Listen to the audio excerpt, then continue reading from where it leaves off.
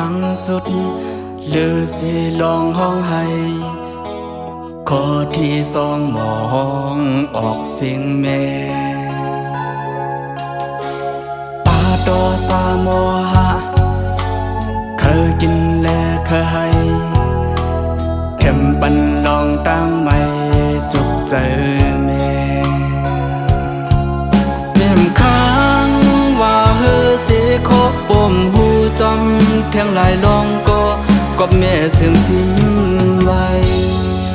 เกิดมาคนดังสุดหรือสิลองห้องให้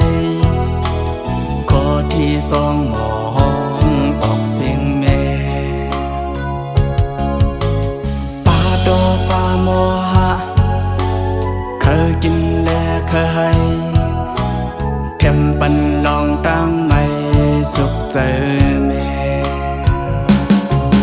เม่มค้างว่าเฮือสิคบปมหูจอมเทียงหลายลองก็กบแม่เสียงสิ้นไว้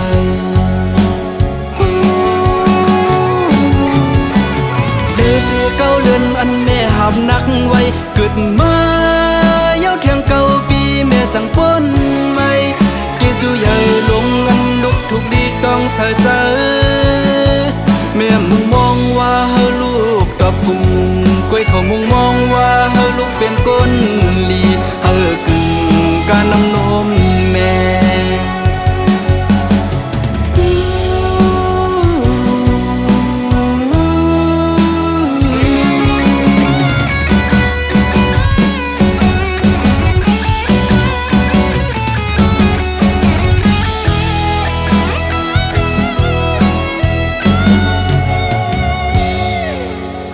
นอนก้มไหลหลับลุกเพียวขี้เพียวเยียวขิงเปื้อนพันแม่นอนถ่อมเสียงให้มีตัวสาโมหะใจลำตานอนลูเพิกจนข้าวเสือน้ำใจเมตตาแม่แม่มค้างว่าเฮือสิโคปมหูจอมเทียงหลายลองก็กบแม่เสียงสิ้นไว้ขิงนอนก้มไหลหลับลุกเพียวขี้เพียวเยียวขิงเปื้อนพันแม่นอนถ่อมเสียงให้มีตัวสาโมหะใจลำตานอนลูเพิกจนข้าวเสือน้ำใจเมตตาแม่เม่มค้างว่าเฮือสิคบปมหูจอมเทียงหลายลองก็กบแม่เสียงสิ้นไว้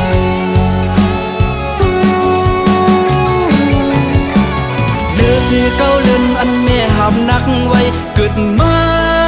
เย้าเทียงเก้าปีแม่สั่งพ้นไม่กิจูใหญ่ลงอันลุกทุกดีต้องเสียใจ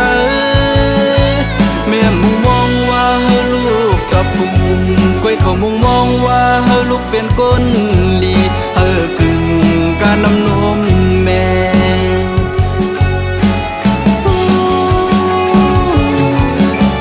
เดือสิเก้าเลือนอันแม่หับนักไว้เกิดมา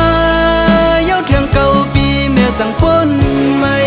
กิจูใหญ่ลงอันลุกทุกดีต้องเสียใจ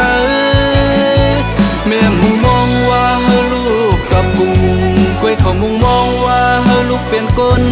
ลีเฮากึ่งการนำนมแม่